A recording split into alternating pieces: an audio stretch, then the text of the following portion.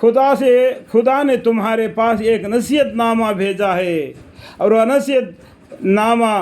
دے کر ایک ایسا رسول بھیجا ہے جو تم کو اللہ کے صاف صاف احکام پڑھ کر سناتے ہیں۔ دیکھو اللہ تعالیٰ کیا بولتے ہیں، قد انزل اللہ الیکم ذکر الرسول یتلو علیکم آیات اللہ مبینات لیخرج الذین آمنوا وعملوا الصالحات ومن الظلمات الی النور۔ اللہ تعالیٰ کیا بولتے ہیں، خدا نے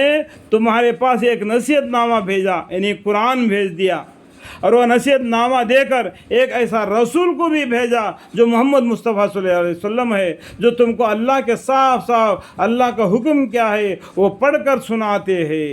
تاکہ ایسے لوگوں کو جو کہ ایمان لائے اور اچھے اعمال کرے، کفر و جہل کی تاریکوں سے، یعنی کفر و جہالت کی زندگی سے نکل کر تاریکوں کی طرف سے ایمان والے عمل کے کرے، ایمان و علم و عمل کیے، نور کے طرف لے آوے، یعنی اندھیرے سے نکل، کفر و جہالت کے اندھیرے سے نکال کر، تاریکوں سے نکال کر ایمان و علم و عمل کے نور کے طرف لے آوے، اور آگے ایمان وغیرہ اطاعت کا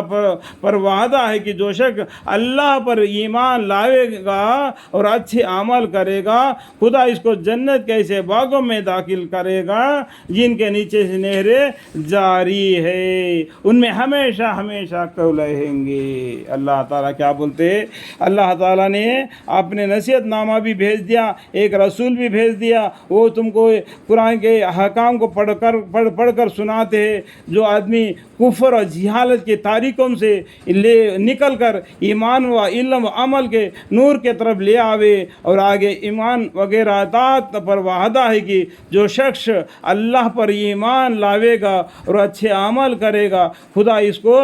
جنت کے ایسے باغوں میں داخل کرے گا جن کے نیچے نہریں جاری ہے، ان میں ہمیشہ ہمیشہ کے لیے رہیں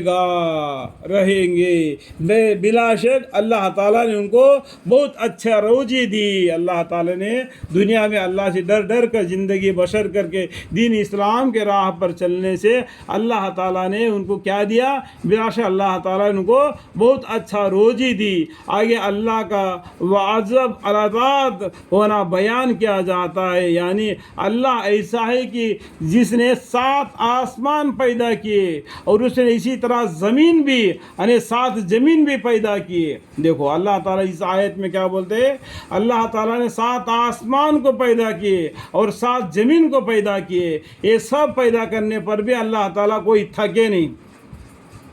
اللہ الذی خلق 7 سماوات ومن الارض مثلہن یتنزل الامر بینہن لتعلموا ان اللہ علی کل شیء قدیر وان اللہ قد احاط بکل شیء علما۔ یا اللہ تعالیٰ بولتے ہیں آگے اللہ تعالیٰ کا واجب اطاعت ہونا، یعنی اللہ تعالیٰ کا طاقت ہے، اللہ تعالیٰ کا واجب کیا ہے وہ بیان کیا جاتا ہے، یعنی اللہ ایسا ہے کہ جس نے 7 آسمان پیدا کیے، اور انہی کی طرح زمین بھی، اسے کیا معلوم ہوتا ہے، زمین بھی 7 ہے، اور ان سب میں اللہ تعالیٰ کے احکام نازل ہوتے رہتے ہیں۔ ان 7 زمین میں 7 آسمان میں اللہ تعالیٰ کا حکم نازل ہوتا ہے، اسی کے موافق جو ایمان لائے ہیں، کفر و جہالت کے اندھیرے سے نکل کر نور اسلام کے طرف لائے، وہ اللہ کے حکم کو ماننا پڑے گا۔ اور ان سب میں یعنی یہ 7 زمین آسمان میں اللہ ہی کے حکام نازل ہوتے رہتے ہیں، اور یہ اس لیے بتلایا گیا کہ تم معلوم ہو جائے کہ اللہ تعالیٰ ہر شے پر قادر ہے۔ یہ آیت، یہ حکم، یہ بتلانا تمہارے اس لیے ہے یہ رہے، اور یہ اس لیے بتلایا گیا ہے کہ تم کو معلوم ہو جائے، یعنی تم کو معلوم ہو جائے کہ اللہ تعالیٰ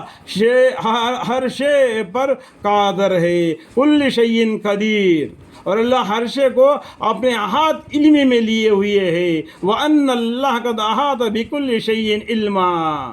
اور اللہ ہر شے کو اپنے احاط علم میں لیے ہوئے ہے۔ اللہ تعالیٰ اتنا طاقتور ہے کہ اس کے بڑھ کر کوئی طاقتور ہے ہی نہیں۔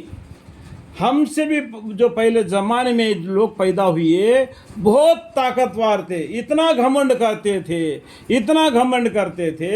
کہ اللہ کی نافرمانی کرنے کی وجہ سے اللہ تعالیٰ ایسا آواز بھیج دیا، اس آواز سے ایک دم دم کر رہ گئے، ایسا ہوا بھیج دیا جیسا کہ ہکاڑ کر پھینک دیے، جیسا کھجور کے تن اکڑ گئی ہو، جیسا کھیت جل گئی ہو اور آگ ٹھنڈی ہو گئی ہو۔ اس طریقے سے اللہ کے حکام کو نہ ماننے کی وجہ سے ان پر ایسی مصیبتیں آئی ہے۔ یہ اس لیے تم کو بتلایا جاتا ہے تاکہ تم اللہ کے حکام سے ڈرو، اور اس لیے بتلایا گیا ہے کہ تم کو معلوم ہو جائے کہ اللہ تعالیٰ ہر شے پر قادر ہے، اور اللہ ہر شے کو اپنے ہاتھ علم میں لیے ہوئے ہے۔ یہاں تک کہ بیان کے درمیان میں اللہ تعالیٰ مجھے معاف فرمائے، حد سے